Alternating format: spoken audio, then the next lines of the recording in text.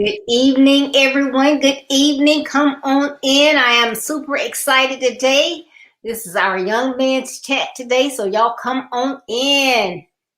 We are ready for you to come in so we can get started and have some fun.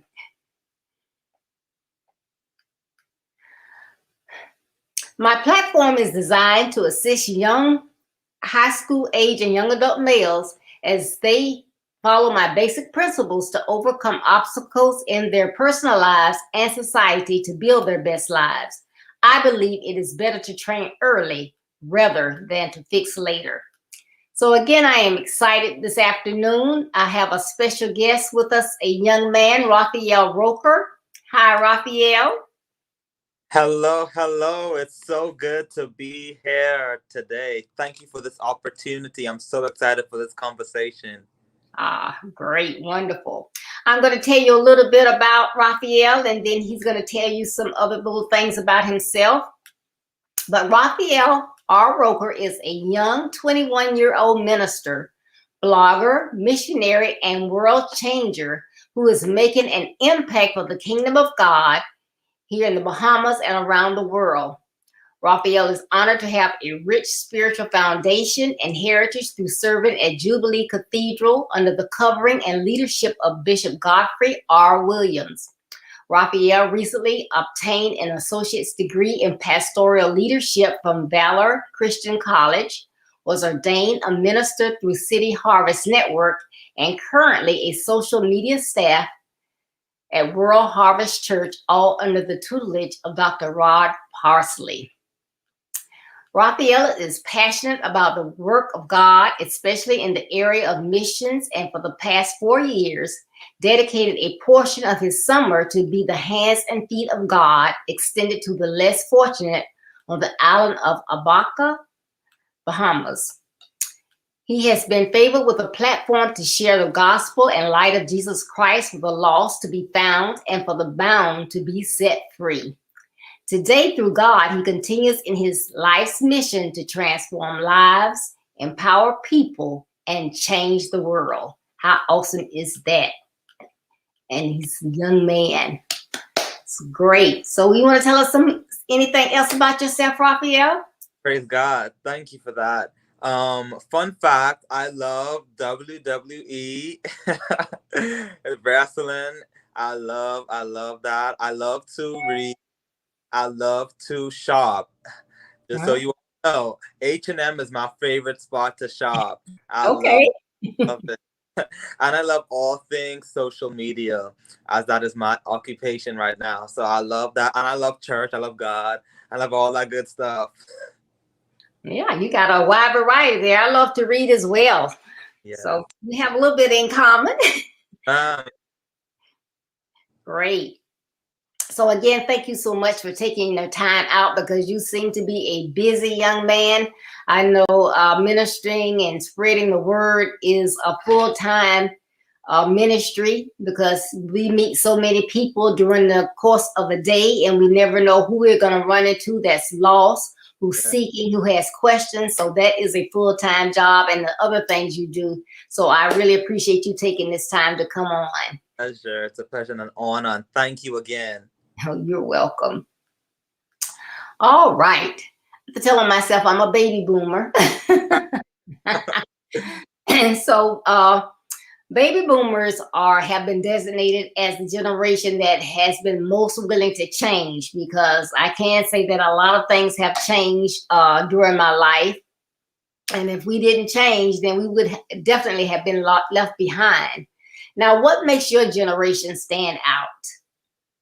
I believe that what makes my generation stand out is that most of the people in our generation was born in the age of technology.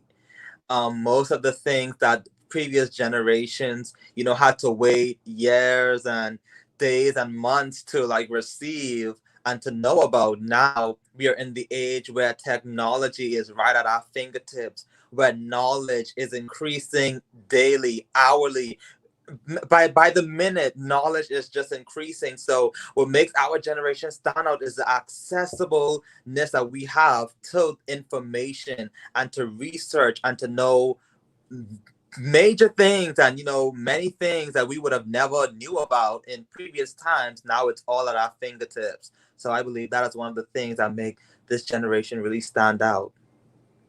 Okay. Now, that just made me think, and I agree with you that your generation, technology was here when you were born, and that's what you're used to, and you can readily use it and assist others.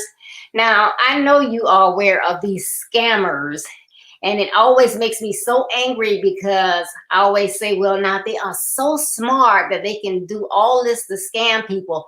Why can't they just take that knowledge and become millionaires or billionaires? Now, what is your perspective or thoughts about that? Well, we're in the age where everybody wants quickness. Everybody wants instant success, instant money. So that's why I believe that scammers, use this as an avenue to make quick money. So, they do what they do just to make a quick buck, just to make a few quick dollars, instead of applying those principles to make something that will sustain them for generations to come. And then, it's just like, why would you want to put yourself in that position to, hurt and, to swindle people out of their money in such times that like we're living in now? And why can't you do that to help somebody instead of taking their money and, deceiving them? You could use that same wisdom to help somebody and to, make this world better. So that's why. Yep, that's a good perspective, but the quickness, yeah, Right. because I want it today. Right. Everything is like a microwave. Now we have the microwave success. Everybody want microwave money. They're not willing to wait.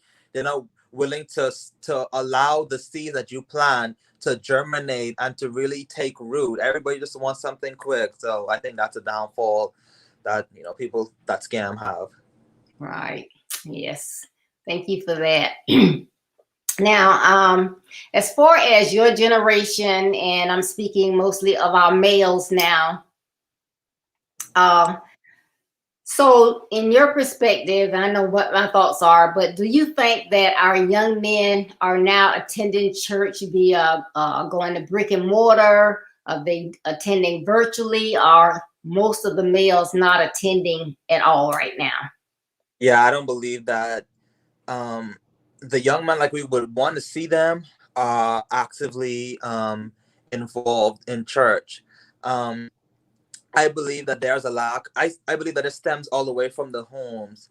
There's a lack of the father figure being in the church and being as the head of the home, which trickles down to the sons. Because if they don't see their father going to the church and seeing their father active in ministry or involved in the things of God, then they feel as if they do not have to be that way either. I think there was a study that I believe that Barna group talked about, and it talked about the different percentage of the household that gets saved based on the wife, the husband, and the children. And if the father leads, I believe the research says, then the majority of the household would follow suit, as opposed to just the wife being saved or going to church. So I believe that the father figure in the home plays such a vital role in influencing the young men to want to be able to do something for God, to want to be able to attend church.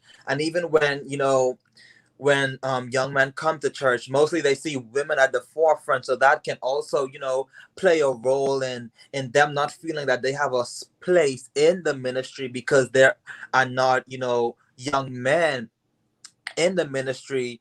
And then the men that are in the ministry are not being that godly example for our young men. So there's just so many things that can be a turn off for our young men, and there's not that mentorship and that people willing to take our young men under their wings and to show them the way and the godly path that they should walk in. And therefore they feel as if, why do I need to go to church? No one cares about me. They're looking at how I look now, but they can't see the potential that God has placed on the inside of me.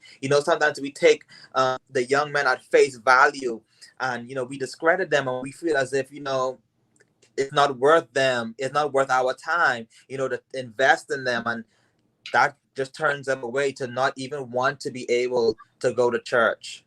But on the flip side, I believe that there are churches that are doing a lot for our young men. And at the end of the day, it is up to the young men to make that decision to want to go to church, to want to do something for God. Because sometimes we can do all that we can for our young people and for our young men, but it's up to them to want to do it. Because if they could want to go on the streets, if they can want to go to the club, then they too can make that choice to want to come to church.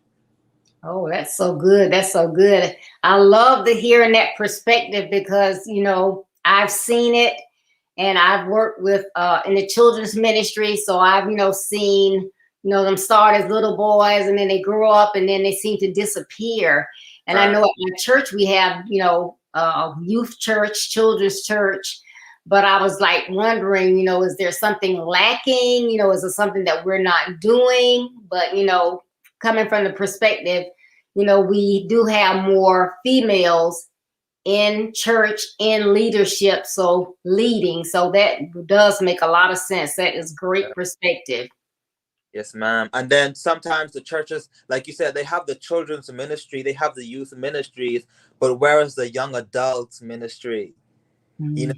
That gap, there's a missing gap. We have the children and the youth, but now when the youth graduate high school, what's next for them? What's their next place in the ministry? What is that support system? What is that community that they can go to once they've already surpassed the youth ministry stage? All So right. that will play a role. Oh, that's good. That's very good. Thank you, Raphael. And good evening to everybody out there that's tuned in. Good evening, Dan. Thank you for tuning in. We're having great conversation here. But yeah, I love that. But I just, that's why I have this platform, because I want to, encourage. The platform is for young men, but it's also to encourage those pastors and mentors and parents and, educators and all these people to galvanize around our young men to, step up and be those mentors, to be that father figure for them if they don't have one. Because I just see, people rather talk about all the negative in their lives, what they're not doing, instead of helping them, pulling them up and assisting them and doing some great things. So right, we cannot keep beating them down and expecting something different. We gotta lift them up. We gotta, speak life into them, and take them on and be willing to sacrifice and be willing to invest, to pass on the wisdom that, the older generation has received in their days onto this, new generation of young men.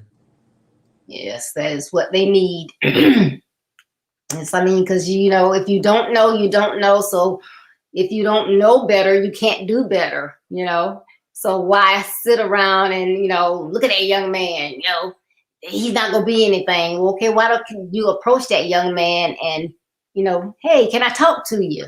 Right. I was just watching, is your dad in your life? Or, begin to ask questions to find out where they are and where you can step in. Yes, and that's so important, building that relationship and building that connection. Sometimes although, people may feel intimidated by younger people, but there's learning that can be done on from both sides. Young people can definitely learn from older people, and older people can, definitely learn from younger people. So building that connection and building that relationship to be able to glean from each other and not see each other as a competition, but, you complement each other by the knowledge that you both received in, different generations, because it can all add to the betterment of the kingdom of God as a whole. Right. Very good. Yes. We need everybody working together. Know better, do better. Yes, Lena, thank you for tuning in. Yes. All right, Raphael, do you believe that you determine your future? And if so, or if not, what are you doing to build your best life?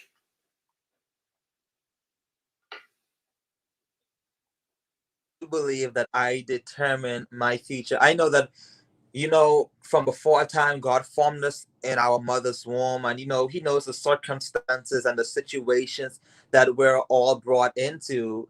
But at some point in time, we have to take responsibility for our own selves. No matter if we grew up in a single, in a poor neighborhood, or whatever our circumstances was or is growing up, at the end of the day there comes a time where we have to take responsibility for where we are in life. And I believe that I determine my future, not my circumstances, not my environment, but God has placed something on the inside of me that can cause me to rise above my environment, that will cause me to rise above my present circumstances, and to propel me into the destiny that He has already ordained for my life. How can I build my best life for my future? By first of all being willing to learn, always being in that student mindset. No matter if I'm born in the age of technology, no matter if information is accessible to me, I must always be willing to learn, because believe it or not, every person that we come into contact with has something of value that we can learn from. There is nobody that we come into contact with that we cannot be a student from. There's always lessons to be learned from anyone and in every situation that we go through in life. So yes, firstly, I'm going to always be a listener and be a student. And I like I said earlier, in order to build my best life, I also read. Information is at our fingertips. There are so many great materials that people are writing today. It's just so incredible being in that continued a mindset of wanting to learn more. So again, being in that student role. So now I'm getting those books and pouring into my life, reading those things that are going to help to build my future, learning how to there was this book that I read called the energy bus, learning how your energy and your the way that you walk into an establishment makes such a difference, wanting to be that positive influence in your work environment.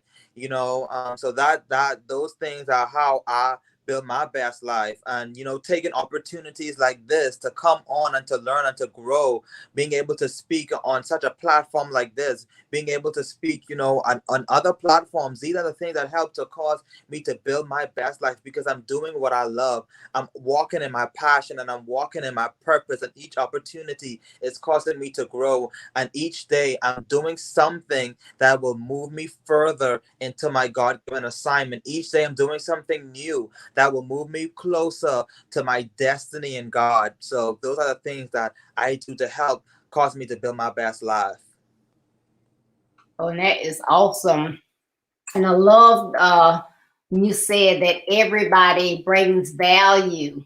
Like you said, some people, we think, oh, that's just an ordinary person or whatever, but there is no ordinary person.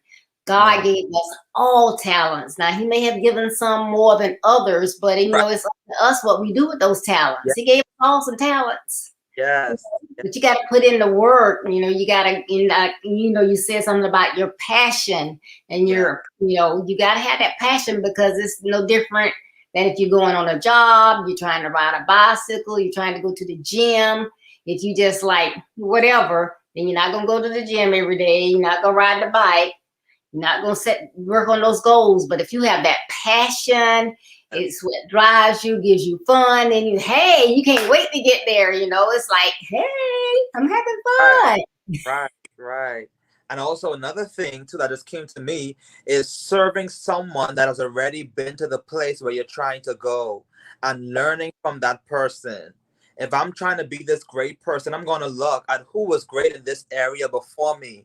I'm going to study that person. I'm going to glean from that person. I'm going to make sure that I don't make the same mistakes that they did, so that I can be further and do more than they would have ever done, because I'm learning from what they have done. And that is also how, we can build our best life, and how I'm building my best life. Where I'm at now, I'm under Dr. Rod Parsley's leadership. I want to be somebody great. I want to be a minister of the gospel. So I'm serving this man of God who has built such a mega ministry at a young age. At 29 years old, he built a 5,200 seat tabernacle. He has ministered across the nation. He has hosted many conferences with thousands and thousands of people. He have ministry in Pakistan and in Cuba and all around the world. So this man of God is doing great things for God, and I'm under his leadership. So I'm learning from him. I'm watching him. I'm observing him. I'm getting the material and the things that he is pouring out. I'm gleaning from him.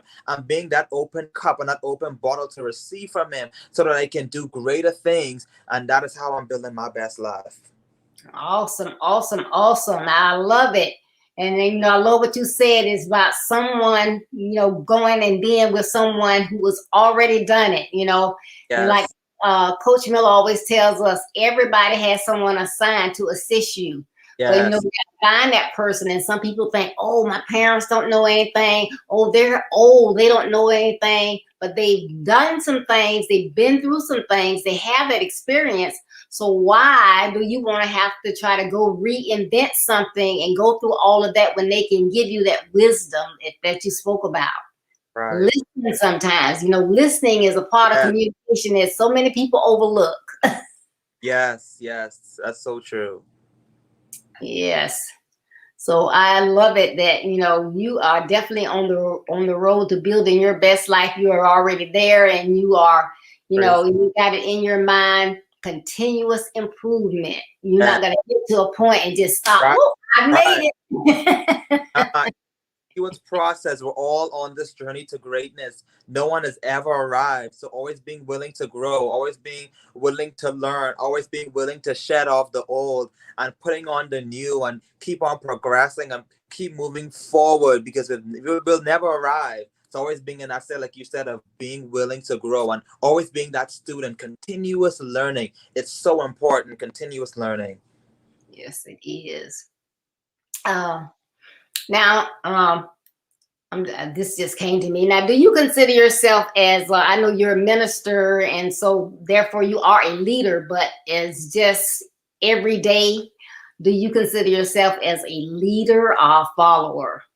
I would consider myself both. A leader of, well, outside of a follower, being a follower to someone who is greater than me. And like I said earlier, learning from that person, being under them, and observing them and following them. But as far as me, I'm definitely would consider myself a leader, because someone said this, that someone is always watching you. Someone is always watching you, and you never know. Some people may never say it to you directly, but later on in the years, I mean, but I've always watched you, and there was just something different. And like when we say certain things and when we do certain things, we just look behind us, and wow, I have people behind me, watching me, learning, looking. I would never be like, oh, I'm leading this person. Oh, these persons are following me. No, but it's how you live. And you will realize it when I need something, I'll go to this person. Hey, can you do this for me? And if they are willing, that's showing leadership. They trust you enough. You have built that connection with them that you can go to them and ask them anything, and they'll be willing to do it for you. Hey, can I use this? Yes, you can. That's leadership. Leadership in everyday lifestyle, not having to proclaim yourself as a leader, Leader lead by his presence. A leader lead by lifestyle.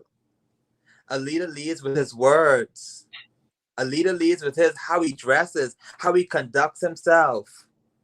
So there are many ways that I choose to lead, very subtly, not being forceful with it.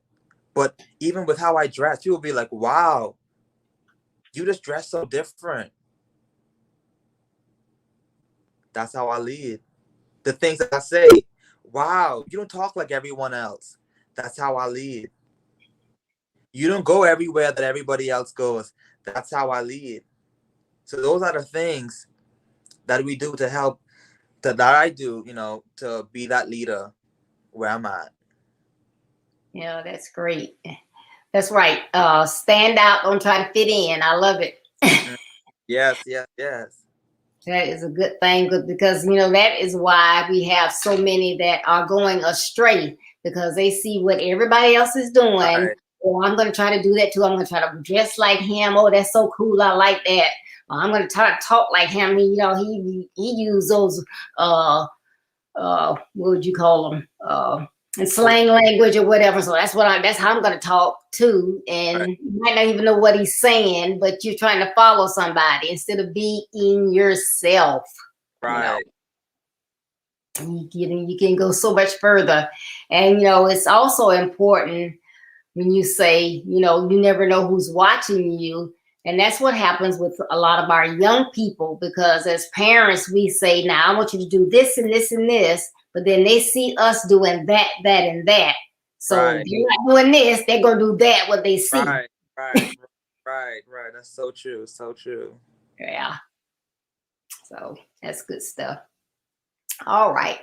So what character qualities do you look for in your friends? And if you don't select them by their character, how do you choose your friends? So one, they must be saved. They must be on the same path that I'm on with God. If we're not on that same path, then we cannot click. So they must be a Christian. They must be godly. Secondly, they must exude some kind of loyalty. What are you loyal to? Because if we're about to begin a friendship, I need to know that you're going to be able to stick with me. I'm looking for longevity friendships. Also, I'm looking for friendships that I can learn from you. You have to be wise. So I'm not just looking for a friends this is how I categorize my friends. Friends that are above me, friends that are on the same level as me, and then friends that I can impart to. So friends that I can learn from, friends that are on the same level as me, commonality, and then friends that I can pour into. So some of the things like being trustworthy, being willing to listen, being willing to learn as well. Friends that we can study together, that we both can learn from the same things, and from the same foundation, and not just, like you said, being a follower, wanting to fit in. Like, that's not what it's about. It's about doing something for God. It's about standing out, and it's about making an impact. So those are some of the character qualities that I look for. Integrity, it's so important. Being honest, it's so important. And these are the things that should be so basic and common, but in today's society it's just so hard to find, because people are just losing that moral compass. So those are the things that I'm looking for in a friend. I'm sticking with that. If you're not in that category, then that's fine. We're not meant for each other, and God bless you. Hope you find someone that fits in that. But those are the qualities that I'm looking for in a friend, and I thank God that I have those quality friends so far in my life. That's good. I love those. They have to be a Christian. They have to be loyal. Have to be someone that you can learn from as well as impart into, and they have to have integrity. I Yeah. love it. Young men get into so much trouble because they don't think before they do things, and then they hang with people Mm-hmm. that are just doing whatever to have fun. Right. And one thing is hard to get them to understand, everybody's my friend. Oh, that's my friend. That's my friend. But when your friend is doing something wrong and gets caught and you are with your friend, whether you're doing it or not, you're going down too. Right. You gotta learn Yeah. how to. Yeah. So it is important the type of people that you associate with. Those associations are very, very important. I talk about my 5 pillars, and that's number 1. Who are your associations? Right. Who do you have around you? And I said, like those qualities that you just gave, I said, if it's somebody like that, that don't have those things, don't walk away from them. You better run away from them. Run. Right. Yes. Is there anything else you can add to, people and their characteristics and uh, their actions? I covered them all. Mm, I covered the meat of what I'm looking for. I think I covered the meat of it. Okay, great. Okay. So, Raphael, what are 3 tips that you can give to parents to help them to achieve better communication with teenagers and young adults? That communication, I think that's a real big piece that we have that's missing. Because Yeah. if they're not listening, you can just forget it. Right. So I think the approach, first of all, is the approach. So we have to definitely not come in a aggressive, in a really, berating way to our, young man or young people at large. So coming at a place of love. You can still tell the truth, but it's the way that you say it and it's the way that you approach the situation. Approach our young people and approach the teenagers in love and with understanding. When you approach them and want to communicate with them, be willing to listen. Be willing to listen. Sometimes, our teenagers act up because of certain situations that they're facing. Are you willing to listen? What if you're the reason why they're acting out? What if it's something that you may have done that's causing them to act out? Are you willing to listen? Are you willing to take responsibility? Are you willing to change? Are you willing to shift some things that you may have done that caused them to act out in such a way? What environment have you placed them in? What situations have you placed them in that would cause them to act out in such a way? So you have to listen, you have to be real and just watch your approach on how you approach situations with the teenagers. Because I know for me, if you come at me aggressive, I'm already tuning you out. If you come at me shouting and ready to attack, I've already tuned you out. But if you approach me with humility, even though you may be in the authority and you may, have it right. You may be in the right and you may be right in what you're doing, but it's just the way that you do it that makes such a difference in softening the heart of a teenager. Okay, I know I'm wrong. And then they're willing to communicate. And then how you approach them, now let them say how they feel about that, about what they've done. And once you begin to listen, that makes such a difference. When they see that you're willing to take ownership and take responsibility for them speaking their truth, that makes such a difference. And being understanding of what they're saying, that makes such a difference. That's good.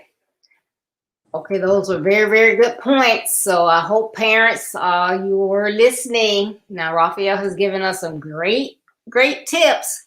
Watch that approach. How are you approaching? If you're going at them like a bull in a china shop, they're like, oops, I don't know what they're getting ready to say to me, but I'm not listening. And then communication can't be one way. It's got to be both ways. Yes. So you're closing your ears, you're not listening to them, you just want to tell them what you have to say, you're not willing to listen, you can forget it. Because a lot of times, whatever they are going through, however they are acting out, there's something going on. It might be a cry for help. They may be trying to get your attention, but if you're not going to listen, you can't help them. All right? And what was the other one you said? Did I say be real? Yeah, speaking the truth. Yes. Yes. Speaking that truth. Yeah. So you don't. Well, you don't want to be out there smoking because the cigarettes just cost too much. You're just gonna take up all your money. No, that's something that you shouldn't do. It's not good for your health. It's gonna stain your teeth. But worse than that, it causes cancer. You can get cancer in your tongue, your throat, your lungs. It's not worth it trying to be cool. Mm-hmm. You know, I'm trying to tell you this, but don't listen to me. Go and Google it. Research it for yourself. Mm-hmm. You got to be straight up. You don't just, don't have sex. The Bible says don't have sex. No, you tell them why not to have sex. Sex is supposed to be safe for the marriage bed. When you have sex unprotected, you get diseases, some diseases that cannot be cured. You get cause pregnancies. If you're young, you're not going to keep those babies. You causing that child to start out life on a bad path because the parents are not together, or they decide not to keep the baby, or whatever. But give them all those nuggets of truth. You got to paint a little picture that means nothing to them. You got to tell them the truth. You have to have those candid conversations with your now those in middle school, high school. You got to have those real conversations. Yes. All that stuff doesn't mean anything, you know. Oh, tell them about the birds and the bees and all that kind of stuff. People still do that kind of stuff. That is just wrong on all levels because it's not helping your child. Right. It's not. Okay. And Linda, thank you. Linda says that those are some great nuggets, Raphael. Praise God. Praise God. Yes. All right, so we've given our parents some nuggets. So, Raphael, can you now give your peers some tips on how you would recommend that they build their best lives? What are the things that they need to think differently or do differently or whatever? I'm always going to go back to it. We need to always be in a place of learning, being that student. Again, there are always lessons that we can learn from each other. Just because we have access to the internet, just because we may be, more able to get degrees and certificates and certifications. But listen, we must be in that seat of learning.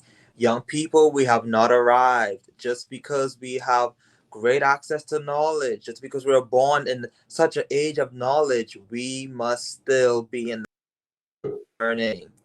Also, we must always, always keep God at the center of everything that we do. At the center of everything that we do. We must always bring it back to God.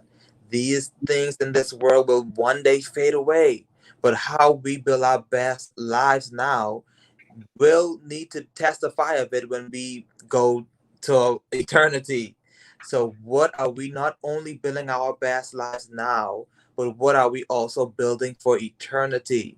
So being eternally minded. What are we doing to make an impact now? Who are the lost people that we're trying to reach? We're not too young to make an impact. We're not too young to do something of value. We're not too young to do great things for God and to do, great things for the world. So us being that pillar and being those people that will stand for something. This world, let me tell you now, especially in America, it's just so crazy how backwards, this country is going. But, we just have to stand upon the foundation of our, older generations. They had great morals. They had a great foundation of God. We need to continue to stand on that and not being so led by this culture. This culture is sick. This culture is wicked. This culture is vile. So we just have to be keeping our minds on God. And my last point is to always, always, always be in a position to grow. Always be in that position to grow, and to increase, and to do and become better at what you do. If you know that you have this gift of writing, go for it. Keep writing, perfect your craft. Do not look at other people and to cause yourself to devalue what God has placed on the inside of you. I'm going to say that again. Do not look at other people and cause yourself to devalue what God has placed on the inside of you. He has placed something unique inside of you, and you need to worry about what other people are doing. Be confidently you. Be unique in who God called you to be and stand in what He's called you to be. Don't look at other people. They're not your competition. God has called you for such a time as this, so you be you and do what God has called you to do. That is awesome. That is awesome, awesome, awesome. Don't be led by today's culture. Don't be easily. Always be in a position to grow. And I like that last one. I was trying to get it. Said, don't look at what others are doing and cause yourself to devalue what God has placed in you. Yeah. That is great. You need to listen to these tips. And I think I left off the first one. Stand for something. Yes. Yes. Always stand for something. We said this earlier. God has a purpose for your life. He's given you talents. But if you don't take the time to sit down, it's like, okay, what is this talent I have? What am I going to do with it? Right. Take that time and pray. What does God want me to do with it? He has a purpose for my life. I know that. What is it that he has me to do? What is it that he wants me to do? Because if he wants you to sing, he's giving you a beautiful voice and he wants you to use it to sing these beautiful hymns, and that's what he is giving you. And I mean, you can just sing, it just flows out of you, and you take your voice to go and be a hater, to go around speaking hate all over the world. That's not what your voice is for. You're not fulfilling his purpose, so you're probably not going to go get that far with that. I mean, people may know who you are, they may can recite something that you said, but is that something that's positive? Is that something that's really helping people? Is it helping you? You have to look at all those things. A lot of things that happen in life is because people just do things at a whim. They don't take that time. What I always say, stop, think, and then act. Yeah. Yes. Yes. And you have to do that. So, Raphael, is there anything else that you want to leave with us today? I mean, you have left some definite nuggets. I'm going to have to go back on here and make sure I noted everything, because I was trying to write down everything you said, because you gave us some powerful, powerful nuggets. Praise God. It should have encouraged parents, coaches, mentors, our young people. He gave everybody something that will help us. He gave me something that helped me. So, if you didn't get anything to help you, apparently you weren't listening, because he gave us all something today. So you have anything else that you would like to leave with us? I just want to say this to our young men. You have something great on the inside of you. God has a great plan for your life. You can be all that God has called you to be. Do not worry about what people may say about you, because you want to take a stand, because you want to do something better with your life. If God called you to something, just take courage and be bold in what it is that he has called you to do. Man's opinion does not matter when God has already called you. So you have to know who you are in God and walk in his purpose and walk in his plan for your life. Because at the end of the day, it's not the people who you have to stand before. It is going to be ultimately God that you have to stand before. And you're going to have to give an account for what you have done and are doing right now for him and in this world. So be aware of what you are doing now, because one day you're going to have to give an account for it. So don't be afraid to stand. Like Daniel, take courage and take heart that God is with you, no matter what you may be going through, no matter the circumstances, no matter how you were brought up, no matter your socioeconomic position, no matter your financial limitations. Listen, God is with you, and you can rise above your circumstances. You can rise above your environment. You can rise above the negativity. You can rise above the curses that people may have spoken into your life. And I speak life to you.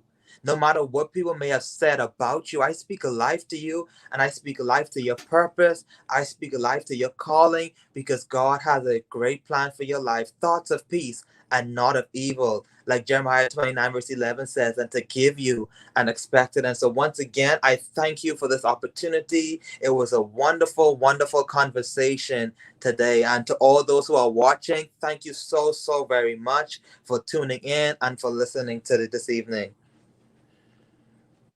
Thank you so much, Raphael. I really enjoyed you. You're going to have to come back. Yes, yes, yes.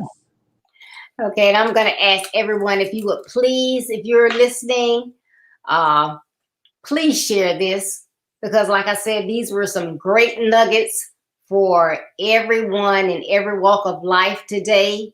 This can help so many people, but only if they hear it. So if you could please share this on your pages, or if someone that you think, oh yes, they should have been on here, this would really help them, share it with them. I appreciate that. But this is what, my passion is, to help young men and to help those that are around them, because they need people from all walks of life to help them, give them a hand up in order for them to be better. They need people working with them to assist them and helping them to be better.